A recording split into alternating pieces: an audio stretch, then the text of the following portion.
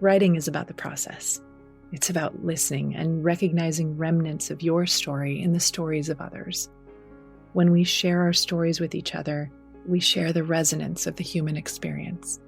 The By Firelight podcast is your invitation to join our circle, a circle of writers, poets, seekers, and storytellers as we capture our living in words. This multifaceted living with joy, grief, love, growth, and loss is shared among us in your legacy, your story. The things you choose to do with your days as they unfold matter here. I'm your host, Betsy Delzer. I'm many things, but in this gathering, I'm a painter, poet, and writer, and I'm honored to be your guide through these episodes. Together, we'll find our muses in the rich and heart-expanding conversations with incredible guests, many who are like minds and all outrageously inspiring hearts. When you press play, you're here in the circle to share this space with us. By Firelight. Lisa Ann, LAMARKS Markuson, is the founder and chief poetic officer of Ars Poetica. Lisa Ann's first career was in cultural diplomacy, and when that didn't work out for her, she moved to New York City to start down a new path of art and entrepreneurship. After almost a decade in New York, Lisa Ann moved her headquarters to Louisville and then Charlotte, North Carolina, while maintaining an ever-expanding global presence for Ars Poetica, traveling regularly to New York, California, and around the world to perform when called. Overall, she's been a full-time professional typewriter poet and performance curator for over 15 years. LAMARKS focuses her skills on growing feminist, egalitarian, cooperative, and futurist ventures that capitalize on her unique ability to make something from nothing and use poetic co-creation to liberate beauty and contribute to a more bountiful, equitable, and empathetic world. She's recently become a football fan and written a new book, The Poetic Atlas.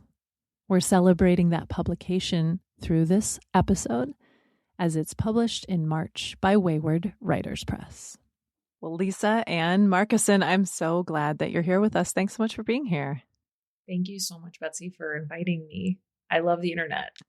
I know, right? Like I found you on Instagram and I was like, I have to connect with this person. So I'm so glad this worked out. As a form of introduction, I would love to just imagine little LA or Lisa Ann and older LA or Lisa Ann and thinking about kind of your younger or older self and which one of those would maybe be visiting us today and how would she want to introduce you or what would she want to say as we just begin this conversation about poetry and musings and such? Yeah, I love this question. I love when people have a little theme like that to sort of break the ice, and it would be so easy for me to be like, I choose both, but I'm going to force myself to actually choose and say, I would choose my older self would be here with us. My younger self actually kind of like knew that I was a badass. It was only like the part of myself in like my younger adult era that was like, got a little confused. So like my older self is just so regal and so like soaking this up. She's actually like probably laughing her ass off because I have no idea what's going to happen between here and there, you know? I love that. A little bit of royalty and a little bit of levity mixed. That's really fun. Oh, amazing. Well, you know, I have to say, LA, I found you just in the world of my algorithm. And I was like, what is this amazing group? So really, as I was trying to wrap my brain around what it is that you are a part of, it is like this creative agency that is both like there's something around events but also words. Like, can you just tell us a little bit of the frame of the life that you're living right now? It's amazing. This is so fun. I'm probably going to just be like sighing and like so blissed out the whole time we're talking because this is the first time in quite a while that I've gotten to talk to like a stranger for public consumption about my work. So this is very exhilarating for me. I am a poet, and poetry alone just never really made sense to me. I always appreciated the communal applications of poetry. And as I just stumbled through life, I realized that I was really good at this super random skill of writing a poem out of the blue on the topic that someone else comes up with. Why did I start doing that? I think if I look back, I realize that probably a little bit of that was like a self-worth issue because I didn't feel like my words were valuable enough to just write about my own feelings. I needed to write about someone else's feelings to get into that. But it was a first step in a healing journey for sure. And as soon as I realized that I was capable of that and felt how good it made me feel and saw how good it made the other person feel, I said, I want to teach everyone I know how to do this. I want to make this a movement. I want to make this the next big evolutionary milestone in collective consciousness. Poetic co-creation has become my life's work, my passion. I've trained 200 different poets around the world in how to do this. And a lot of them are still with me, and I represent them and put them into lucrative, sustainable, satisfying business opportunities and situations, which are generally in the event industry. And so I help clients find incredible, very niche specific talent, specifically related to word expertise, poetry being one of those things, right? And I work with a client to find the perfect artist and to create these bespoke experiences around poetry. And then I'm helping the poets build their business acumen, their creative capacity. We have a whole community. So it's like a two-sided project. Okay. I'm going to be honest. I think this is maybe the 40th interview that I've had or something like that. And I've never encountered anything like this before. This is so unique and interesting. How long have you been doing this? You're not going to believe this, but I've been doing this for 15 years, almost 16 years now. Wow. How has it evolved? So much has happened in 15 years, right? Like you're predating social. You're right. This is so unique. For most of my career, it was literally, I mean, I've never been taken seriously, basically. Like people think I'm cuckoo. I have a lot of haters, honestly, and a lot of people that just think that what I'm doing is just like, I don't know, a vanity project or something. I think they find it hard to believe that someone could be so genuinely, earnestly devoted to poetry like this. Like there must be some ulterior motive or something. But my calling in life is to change the value of poets and poetry in the society. And I just so happened to stumble across this technology of poetic co-creation, the experience of you tell me your topic and then I hold that for you and reflect it back to you. And I just realized I should totally have my typewriter here. And I didn't even put my typewriter here. I have to write you a poem during the interview. I believe that technology, that exchange can actually elevate collective consciousness. And when I think about what that means the liberation of beauty in all life. Like that's what I want to do. I want to use poetry to liberate beauty, the beauty that exists in all life on earth. Yeah. Wow. Okay. So, what's really interesting is when you mentioned like, oh, I should have my typewriter and create something right now, something like got a little like sparkly inside of me. You know what I mean? Like I was like, my partner is literally bringing my typewriter right now. So now I have it. So I could do it for you. So when you're talking about poetic co-creation, I can see how that the receiver is so much a part of the process, right? Like I'm already down a few words into where I think we're going. And I'm like, it's such a gift. It's like a gift in real, mirrored, beautiful time. Do you feel like you're giving gifts all the time? Oh yeah, for sure. For sure. It is incredible. I would even go so far as to say like, I don't want to say it's addictive. When I think of addiction, you have a compulsive relationship to something, but it is like, it's almost like whatever the addiction to like Pilates is, it's like you get this rush of empathy and this feeling of wholeness that you can only have when you're like really intimately communing with someone else. And it's a bit of exhilaration too, because we're strangers. Yeah. How are we feeling this deeply together in this moment? And we're strangers? Yeah. How can that be? Should I do one for you right now? While we're on this? I'm here for it. This is my little portable typewriter. I love it. It's an Hermes machine. Amazing. Stylish. She's chromed out. Okay. You can just carry her around like a little briefcase. Okay.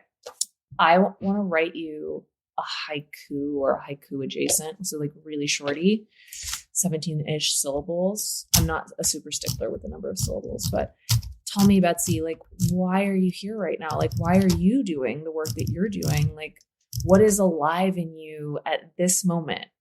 Oh, okay. And I don't have to respond in haiku, right? You're doing the haiku. I'm just talking. Whatever kind of bubbles up from you. And it could literally be like, I'm actually having a really rough day today. I'm having a migraine. Or it could be like, Got it. I have my saying in life, and what drives me to do this podcast and to show up the way that I do is blank, just anything that feels real and tangible. Okay. I was just making sure I don't have to like count my syllables. Okay. All right. So I am a creator. I am heavily invested in aesthetic, but most of all, I am here for connection.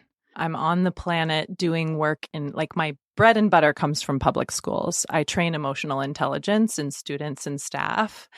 And that is after 15 years of being an art teacher, which was a beautiful job as well. So I feel like I'm a natural born hype girl. Like, I'm definitely somebody who will like just champion other people's work. And I see endless possibility in everyone. Like, I really do. And I think that that's something that in my 25th year in education, I feel like that's what I bring to meetings. That's what I bring to students. That's what I bring to the actual amount of work that consumes my work. I'm also a yoga teacher. And I really feel like in that, I'm guiding connection back to self. So there's a little bit of like the process of someone turning inward and going into the inner territories. Like, I'm the hand to hold, so to speak. Thank you so much for sharing that with me. I'm going to just be in the poet state for the next 15, 30 seconds. So just sit back and relax, and then you'll hear the clacking of my keys. Okay.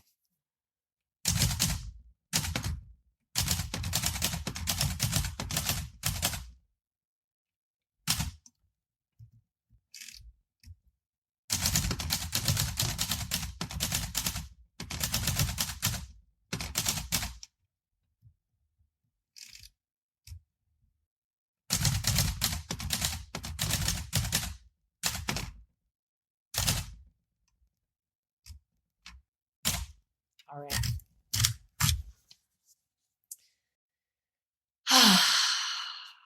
And if we were at like a corporate event or a beautiful wedding or like a festival, your poem could be on like custom stationery, or it could be like in a frame, or it can have like a corporate sponsor logo on the back. Like the people that actually support this work and bring poetry into their spaces is like, my client list is amazing. And I say that just to give you hope. You know what I mean? Like, I feel like you talk to a lot of writers and it's like, it's very bleak out there. And it's like, there is hope for writers. There is hope for people that care about empathy and art above all. And usually, I always like to sign each poem so that you know that this is like truly bespoke, completely analog, one of a kind. Shh. Do you hear that? The infinite glow within you, ready to crack and shine through. For Betsy. Oh, I love that so much. That is so spot on. Thank you. Thank you so much for creating in the moment. That's just what you shared with me. That is amazing. Like, honestly, there were so many things that were happening just in that moment of like, okay, I wasn't necessarily expecting the question, which is the nature of a podcast, right? But then also the curiosity on the flip side of like, so this is how this works. You are able to take in the feeling, like, what are you feeling when I'm talking and you're trying to, like, are you already finding words or are you kind of just receiving? How does that work? Beautiful question. The type of question that only a fellow writer could ask. Generally, and I actually did, like, I have like a kind of TED Talky type talk that I do about this sometimes because I'm all about intuition, and I have like a 7-step process about intuition that I do teach to the poets that I train, and to people that I trust to not misuse the powers. For me, letting the words and the ideas and kind of like the productive mind quiet while I'm present with what you're expressing is really important. So I'm not really calculating while you talk. I'm truly just absorbing you. And so I'm getting a lot of information. I'm not planning anything. But in this case, when you were talking, I was feeling, I mean, your presence is very, very clear. And so it makes sense that you're a yoga teacher as well. You were so clear about what you were expressing that I saw the first words, the shh, and this like glowing seed is what I like. I heard a shush, and then I saw this like pulsing golden glow. And so I knew what I was gonna sort of start to write about before you finished talking, which is rare actually. So Can you read it one more time? Is that okay? Yeah, All right. Okay. One more time. Shh. Do you hear that? The infinite glow within you, ready to crack and shine through. That was what I imagine you're doing for students and for people that you teach. Yeah. Yeah. Thank you. Thank you for seeing that and feeling that, and then also affirming that, because I think I had a student once who was painting auras, and she was involved in a painting of someone else and something. And I came down and I was super intrigued. Like, this was a high school student. And then I probably should not have, but I just was like, could you paint mine? And she's like, well, do you want a yellow painting? She's like, you're golden. And I was like, oh, I kind of love that. So yeah, it was affirming too. And yeah, shh, do you hear that? All of it makes so much sense. So thank you so much for bringing me into your process. Whew, it feels like such a gift. So I want to go into just why the typewriter as an art form, and then a little bit, let's just wind it all the way back, because when I read on your website, this really came out of like an invitation to you, right? Like, this wasn't like, I'm going to start a typewriter business and go out and, like, you weren't cold calling folks and looking for business. Something came to you. So do you mind just telling us about the genesis of all this? Yeah, it's so wild. I actually, sometimes I can't even remember exactly which order things happened in, because it was such a weird, miraculous moment, and the two events were so close in time. But I believe the first thing that happened was first of all, I moved to Washington, D.C. and wanted to work for the State Department. That was my career path plan. And when I was in that environment, I realized I was like not built for that environment at all. And so I started freelancing, and I came under the wing of this incredible art organizer, curator, writer herself, Philippa Hughes.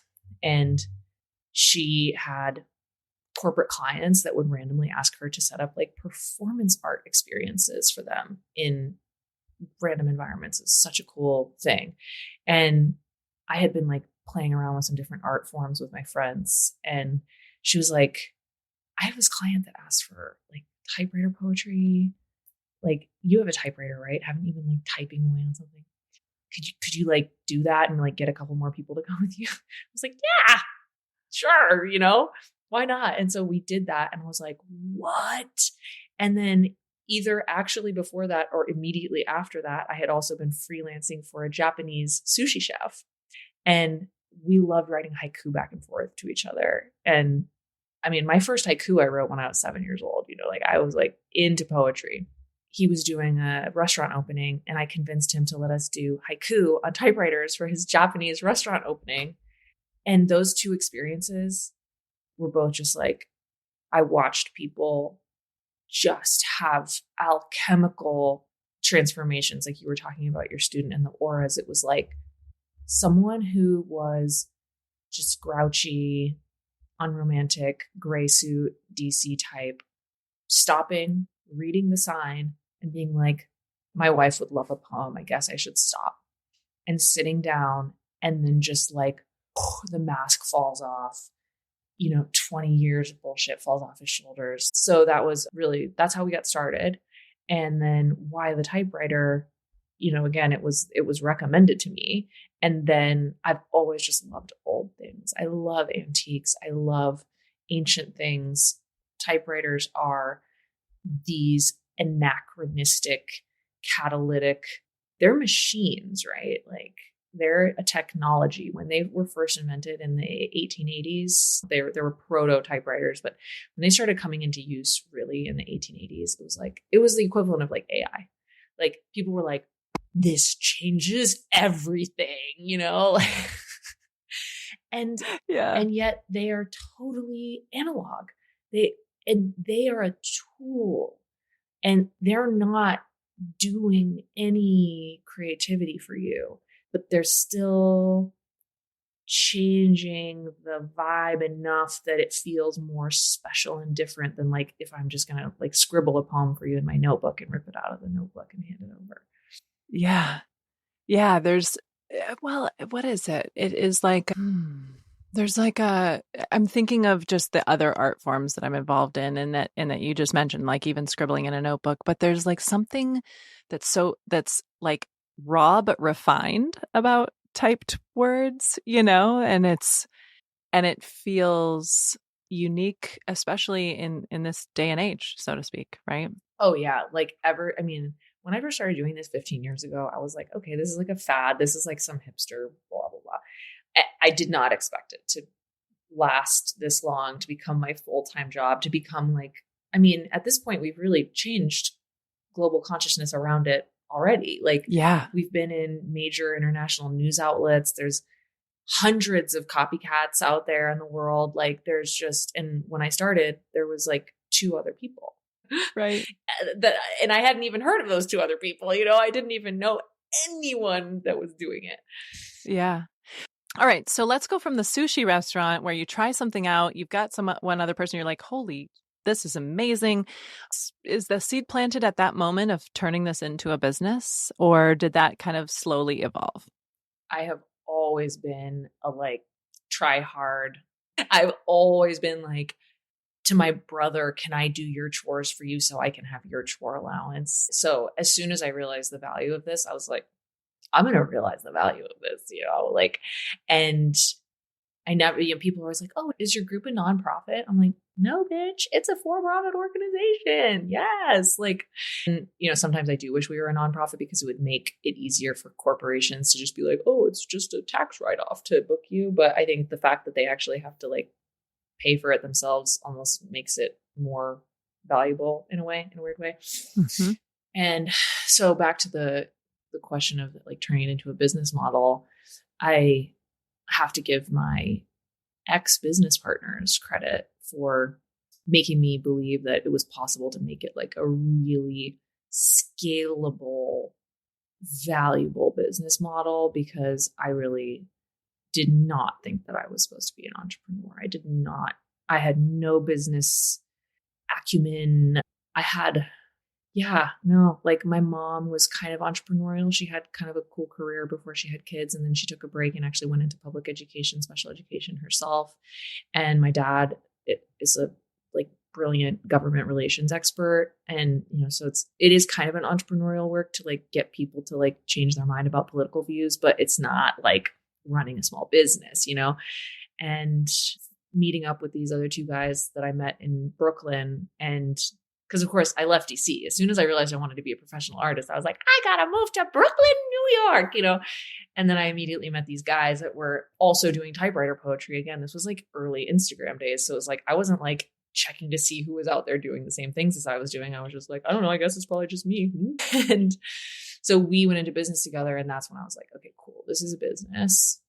We parted ways soon after. And then it was just me. And then I had to really decide what that meant. Mm-hmm. Mm-hmm. So the twofold of like curating and creating spaces and events, and then also training people to be a part of or do this work. Do those go hand in hand? Like, do you take people that you've trained and put them in events? Like, how does that work exactly? Such a good question. This is so fun. I didn't think that we were going to be like talking biz so much. Like, I am just curious, Yeah. No, I love it.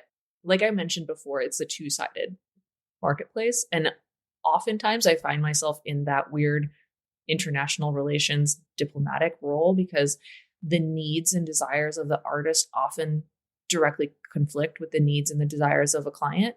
And so I have to be there to be like, what we're going to do, the way that I run it is like, the client is my client. Like, I'm here to create an experience for you that is going to make your boss say, oh my God, you're a genius.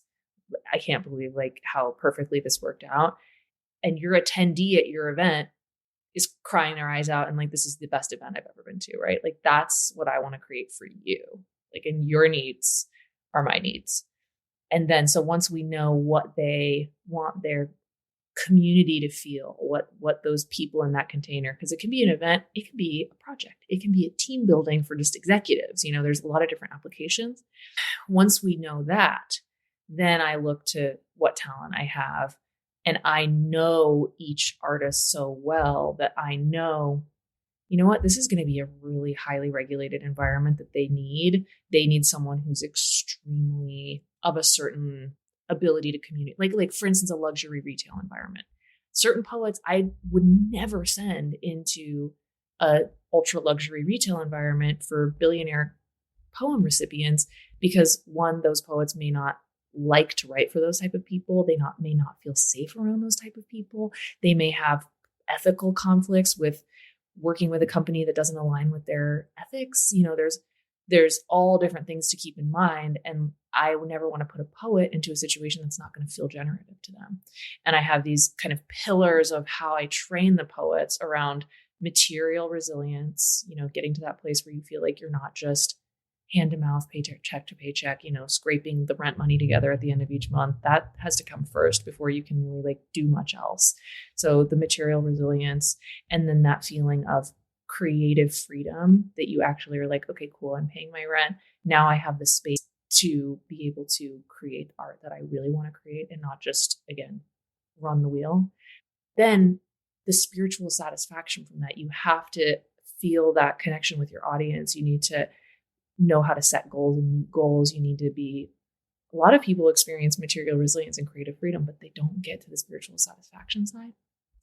And then finally, I try to do my best to teach the poets how to take all those pieces and funnel them into the capacity for collective care. Because I think that's a piece that's missing in most of our economic ecosystems, and certainly in the art world. The idea is like, okay, you made it. Now what? Like, now you got to give back. You got to put that compost back in the soil. Mm-hmm. Wow. Well, it's all just interesting to dip my toes in, but also wade in for a bit. I love this. So outside of the typewriter world, are you doing other types of writing, or is that your main form and media? The typewriter is honestly just like for show. Like I love the typewriters, and that's like so important to my personal ethos about like why this work is so important. But like, I'm not like doing my diary on a typewriter. And like, I'm like, there's more efficient ways to like get your words down. So yeah, I'm a huge like notebooks. And this notebook is so cool. I actually just got this for Valentine's Day. I had a client that was hosting a party for her and all her friends, and she wanted me to do a poem in advance about how much she loves her friends and how special her group of friends is. And so then they surprised them with notebooks with a custom poem about their group of friends on it. I love that. Oh, yeah. So I love writing in notebooks. I'm constantly writing in notebooks. And, I have this book coming out. I have a Substack. Like I do digital. And I also love video. I don't know if you looked at my personal page much, but I recently got into football, and I've been connecting what I call artistic intuition, which is kind of like a punny little play on AI. We actually have like an experience that we offer tech companies where we do AI versus AI, and we have like an analog poet demonstrating how soulless and unnecessary generative language models are, which I'm going to offend some of my friends who are really into AI by saying that probably. And I'm like, I'm not someone who's so hard and fast on like AI is Satan, AI is the apocalypse, AI is like pure evil incarnate walking the earth.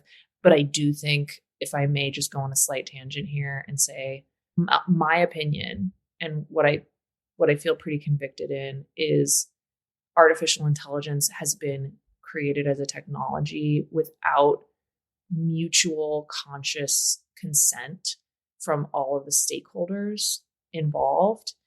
And it will never reach its highest maximum potential for the good that it could potentially do if that's not rectified in a serious, serious way.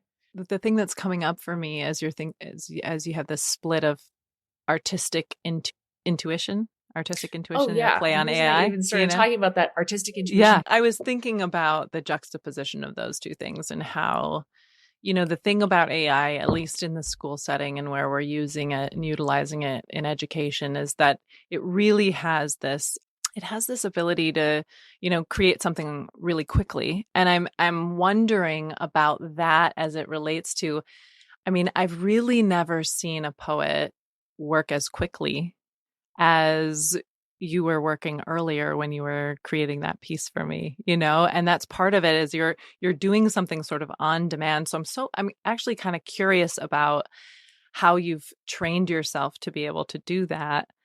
And I'm wondering about that relationship to artificial intelligence where it produces something so fast and you're kind of like startled by it, but let's go down the road of like this artistic intuition. Is that what you're drawing on? Is that what you're drawing on in the moment that you're able to create in such a live time way? Yeah, exactly. So, as much as we call these LLMs generative, like they're not actually generating anything other than deserts and angry artists and like brain dead people. So in terms of like using it to, write a screenplay or a poem, it's a no-brainer for me. No pun intended. It's just like, absolutely not. My process is, I got to just say it's God. I believe in collective consciousness. I believe in God. I believe in, and I'll go even so far as to say, I believe in Jesus. I used to really avoid talking about anything even related to being a Christian because it's so uncool, because Christians have such a terrible reputation. But I'm a Christian. I am a member of a non-dogmatic, very esoteric church called Unity. They don't believe in sin. They don't believe in hell, but they're like, Jesus is all right. Like, listen to Jesus. Jesus is Christ consciousness. He just came here to tell us to stop being such jerks to each other. I am channeling love. And the more clear and beginner's mind I can be about it all, the better. Also, I would be lying if I said my creative process didn't also involve cannabis. Like, Christ and cannabis, my two biggest inspirations. Like, federally legal cannabis is really hugely inspiring to me and helps me really get into a flow state. I think a lot of people say that it helps quiet your inner critic. It helps me feel incredibly embodied. And the more embodied that I feel, the more that I can just allow ideas to flow and actually not even think about what the words are at all. Yeah. I'm thinking of how many conversations I've had with writers where they have to sort of be in the right time, right place. They have a ritual around time of day or amount of caffeine, etc. And really, you are somebody who can lean into the creative process any hour of any day, depending on where you are and with your typewriter, like specifically in that mode of creating, like for an event or an experience. Is that accurate, that you can kind of turn that on in a switch? You're pretty much correct. It is a sacred practice. And so I do have steps to get into the right headspace. And I do feel that, for instance, I do think poetry is very much living in the divine feminine of our consciousness. And most poets, I certainly don't know any poet myself that is not very integrated with their divine feminine. And that can be in any gender expression. But we're working with the divine feminine. The system that we're in has a tendency to extract from the divine feminine. So it's really important to me to make sure that I'm extremely replenished in my divine feminine, and my divine masculine is kind of like feeling supported and feeling, so we've got to like really integrate before we give, or else it's like, it's not healthy. Mm-hmm. Yeah. Yeah. That makes sense.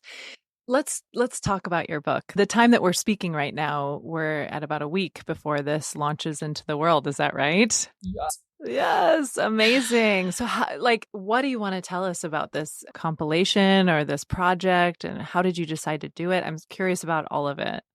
Yeah, I mean, you're right when you say compilation or project or, you know what I mean? Because it's like, I keep trying to figure out how to describe it to people, and I'm just going to continue to like use you as a guinea pig because we're a week away from publication and I literally still don't even know how to describe it. But people are always like, oh, you're a poet. Have you ever published anything? And I'm like, yes, if you must know, I have published something, but it's not anything that I'm that passionate about. And they're like, no, when are you going to write something else? And I'm like, I don't know.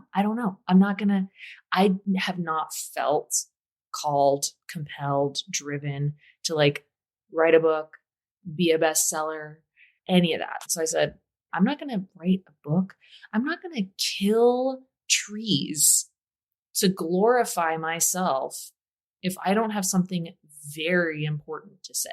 Like I need to feel very, very convicted that it's worth it to use Gaia's resources to put my ideas out there in that format. So suddenly 6 months ago, 5 months ago, like less, I don't even know. It was so recently. I was like, oh shit, I have an idea for a book. And the Poetic Atlas is the name. And it's actually a total outgrowth of my work with Ars Poetica. I want to create a poetic atlas, an interactive, open source map of the world where you can see every poet that wants to make themselves available to do poetic co-creation in service of the elevation of collective consciousness and the liberation of beauty. And you can buy a poem from them, hire them for your wedding, follow them on Instagram. Like I want to create that map.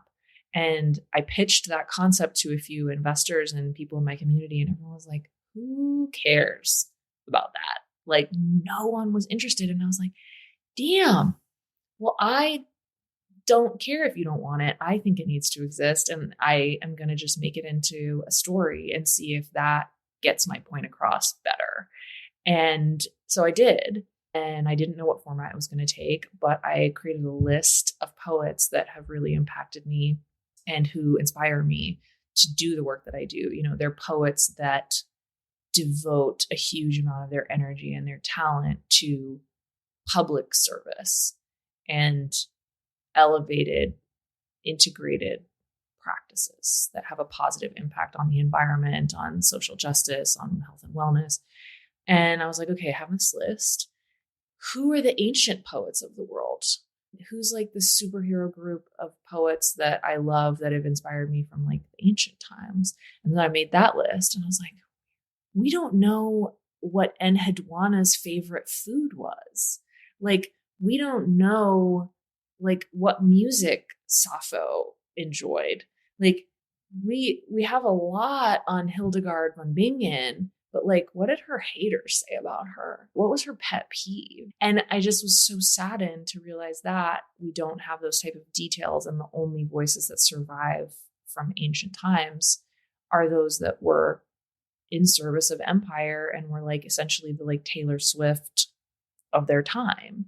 And so then I thought, whoa, what if I could write a guide to Earth, which I call Gaia, which is a whole nother rabbit hole we could go down. But Gaia theory is a real scientific theory about Earth as a singular homeoregulating organism.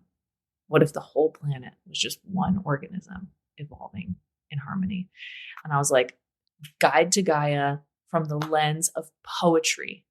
That sounds good. And then I thought, well, also, if Gaia is a sentient planet, wouldn't she want to speak for herself? So then I realized I had to include some poems and letters from Gaia to Earth. Did you like go sit in a forest for that? Did you go swimming? How'd you do that? I sat on my couch. I was fueled by various plant-based delicacies including Nowadays and Wild Gummies. And I just let it flow. And it's really short. It's really short and sweet because it's like a huge idea that I'm putting forth, but I'm providing a hypothesis. I'm imagining that the world that we live in is in fact a fantastical, mythical goddess being, and that she is kind of like coming of age and she's ready to express herself more fully. And she wants to really bloom in her beauty. And she is a blooming flower, and she is opening up to the cosmos to summon her cosmic mate to come and just land upon her petals and drink her nectar like a butterfly. It sounds beautiful, and I can't wait. I'm wondering, obviously I'll send you a copy. I love that idea too. I'm wondering if I were to say, right, like I was thinking of the summary or description that you will be heading into with publication. If you were to say it's an atlas, like one sentence of like an atlas to help you find, or an atlas to guide you, how would you finish that sentence? It's an atlas to find the poet within yourself. Boom. I love that. That makes perfect sense. That makes perfect sense. So now if you can go back and write that down so that you can take it with you while you go through your publication. Noted. An atlas to find the poet within yourself. There you go. I love that. Oh, there's so many. I mean, I know we're like coming upon time, and there's so many places I want to go, but I do want to hear some of your work that you want to share. Is there anything else you want to say just about that's a totally different form of a project, right? Coming up with this book, the concept alone, but then also the way it manifested and became something, right? I mean, that's very different from the typewriter format that you're working with or the on-demand format. So did that kind of stretch you in different ways or teach you things about your writing or your writer self? Well, it definitely stretched my publisher in different ways because it doesn't look like a normal book. And so the design element was challenging, and I had great help with that. And the greatest stretch for me to create the book was to get over the feeling of worthlessness that I carried for so long, that my words and my ideas weren't worth vulnerably, earnestly sharing with the world, that they would only be valuable if they were for someone else and kind of like in a performance context where it's all about the other person. So yeah, it was a huge stretch in that way. That sounds big, biggie big. Yeah. Would you mind reading some? I would love to. So this one is called A Poem is a Portal. A poem is a portal, a jeweled kaleidoscope to peer through, to find our way though the night is dark, a way to create new worlds with our words. Trust a poem. Open yourself up to your intuition. Immerse yourself in a linguistic utopia where the only rules are feelings and all your feelings are free. In poems, language does whatever it desires. Grammar? Who needs it? No punctuation? No problem. A poem is a process, but it's also a destination. Completed, a poem becomes a postcard of possibility, a reminder that things imagined can become real things, that we can trust ourselves and our ideas.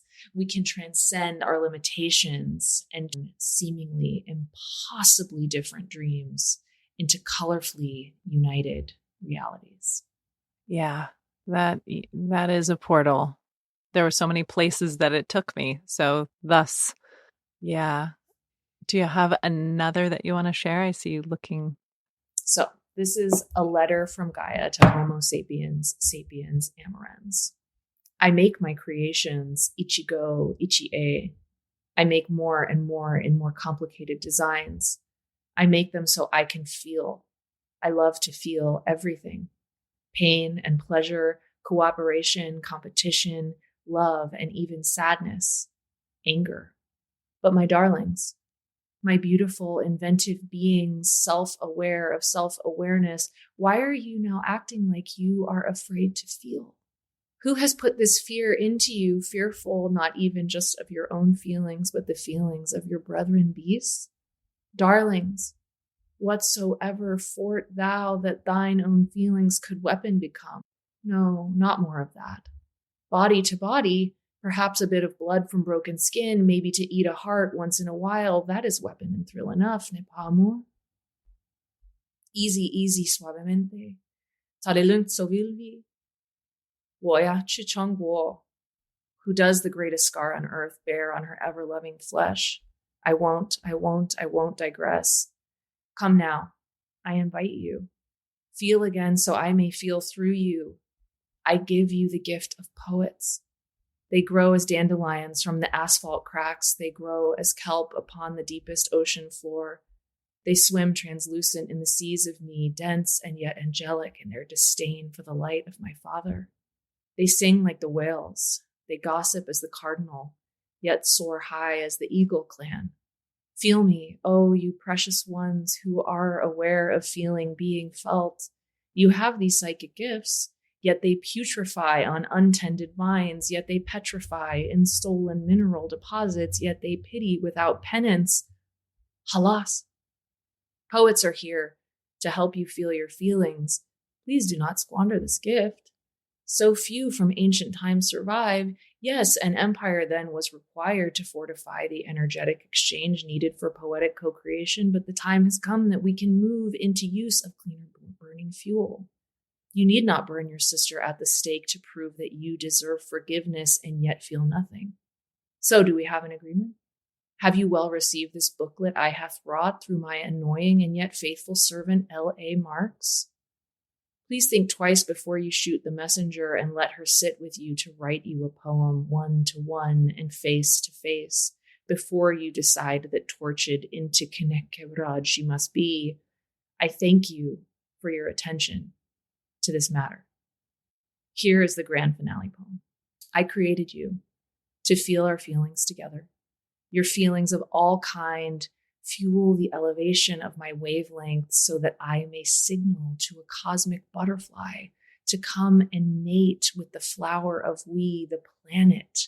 And I am told it will feel excellent.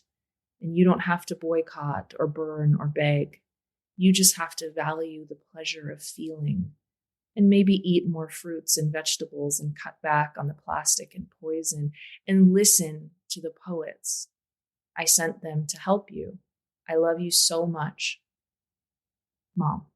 Beautiful and invitational.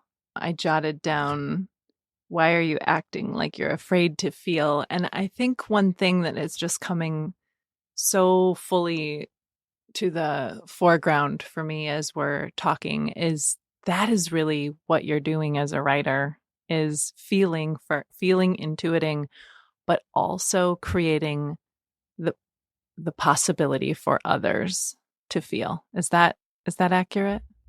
Mm-hmm. Yeah.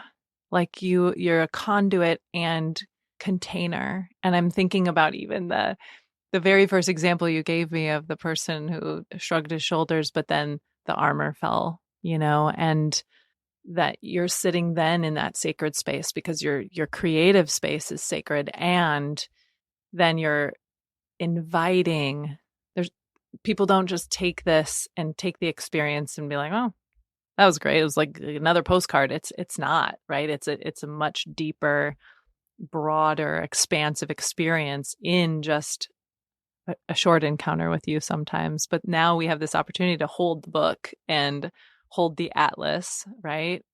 And then continue to, wow, it's beautiful. Yeah. It's beautiful. I'm so glad to talk to you on the cusp of all of this, to hear about your incredible work. And I mean, for those who can't see us, right, most of our content here will be just audibly ingested. You're sitting by a fire, which I love for By Firelight podcast. It's very apropos. But is there anything else? I mean, we're going to list Ars Poetica is this beautiful space that you're creating online and this agency where people can work with you and learn about the work you're doing and connecting others to. On Instagram, folks can find you there, and we'll link all of that as well as how to find your new book, because by the time this comes out, that will be available. But what else is there for you to share with the folks who have made it this long in our company? Well, I really would love to see more people share their experience of getting a poem from me. And this is like, it's just totally a self-promo plug in a way that I'm saying this, but it's like more than that, because it's not just for, I don't know, my own gratification, because like we shared every person I've written a poem for, we've shared a really special experience. And it's been so long now, like 15 years, like it's been hundreds of thousands of poems. And sometimes people will share them online, and now that everyone is getting more comfortable creating their own video content, I'll even get people making little videos of what they like this. I found this poet on the street, or like I was at this bar and the poet was there, or I went to a wedding, and I would love to just hear more stories from people. When you get a poem from someone in this way, when you experience poetic co-creation, share it and tag arspoetica.us. And I want to see more of those stories. Like a big part of the work is like amplifying it and having it seen by more people, so that there's still so many people that feel like they're just like, I'm at a wedding and they're like, hey, do you want a poem? And they're like, oh, no, I couldn't possibly do that. I'm not creative. And I'm only doing a man's voice for no reason. If men, women, like, doesn't matter. But like a lot of people don't feel that poetry is accessible to them, even to just receive a poem. And I want everyone to know that everyone deserves to have a poem written for them. And whether I'm that poet or someone else, obviously I would like to be that poet, but like really like a dream I have is that by the time that I'm hanging my hat in this plane, that there will be more of a kind of a common status quo of people writing poems for each other for milestone moments, to help each other process things, and just more of like a poetic gifting economy. I love that. And I am going to respond in live time because you wrote me a poem, and I did respond a little earlier, but why not take the opportunity in closing? If I'm imagining just describing what it was like, first of all, I had no expectation of it. So it was such a lovely thing to happen upon. Like, I should have my typewriter. And like I mentioned a little earlier in the top of the episode, something got a little like tingly and sparkly inside me. Like that's the only way I can like viscerally explain it was like this excitement, right? And then, I found myself I felt really safe explaining what I'm here to do, which says a lot because we had known each other for about 10 minutes at that point, right? And I felt like you were, like I could sense that you were intuiting more than just the selection of my words and the way that I was putting it and the cadence of my voice. I could see that you could see beyond that, but it felt like you were welcome there, welcome behind the veil, so to speak, right? Wow. Okay. That's a huge compliment. Yes. Yeah. And then I was just anticipating, right? Because it was the clickety clack of the typewriter. And I was anticipating and like wondering, like, how does this work? Like, I was just like, what is this going to feel like? And so the fact that it started with shh, I was like, oh, that's on brand for me too, because there were a lot of thoughts and wonderings. And it's like, if we get quiet enough, the feeling of you naming the light, like naming the glow, there was nothing but reassurance in my experience of like, and I mentioned this a little bit, but like that's it. That's exactly it. So the words I would have put were like, yes, that's exactly. She saw me, and I've now been seen. And that's the piece of the collective consciousness, is that when we numb, when we dull, when we're not in our feelings and able to feel, or when we're not able to receive and give or give, we become dismembered from the whole. So what you're doing is that you're making someone's experience of this alive moment real, visceral, whole, and felt. So that's what I would post right now about my experience of receiving a poem from you. I love it. So five stars? 5 stars, 10 stars. Yes. Amazing. Yes. Highly recommend. Thank you so much, Betsy. That was really beautiful. I really appreciate that. Well, I really appreciate you and everything that you're doing and generating and working on behalf of others to generate. It's truly, truly incredible. And I wish you all the breaks in the world that you need for the light to get through. Thank you. Beautiful. Okay. Thank you. By Firelight is a Lit Path Studios production and is produced by Jamie Gale and Betsy Delzer. Music is by Legito Music and Pond 5. Thank you for being a part of our beautiful collection of stories.